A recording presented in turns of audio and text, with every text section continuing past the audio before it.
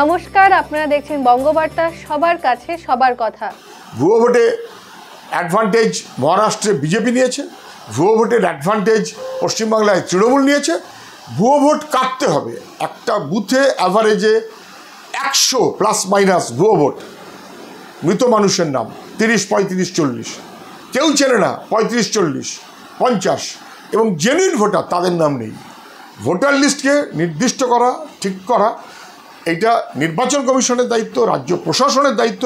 আমরা বারবার বলছি, কখনো মানেনি। আজকে অভিষেককে স্বীকার করতে হচ্ছে, কেননা এই ভুতুরে ভোটগুলো ঠিক কীরকমভাবে চলবে। আগে তৃণমূলের কন্ট্রোলে চলছিল, এখন বোধহয় তৃণমূলের একটু সন্দেহ দেখা দিয়েছে।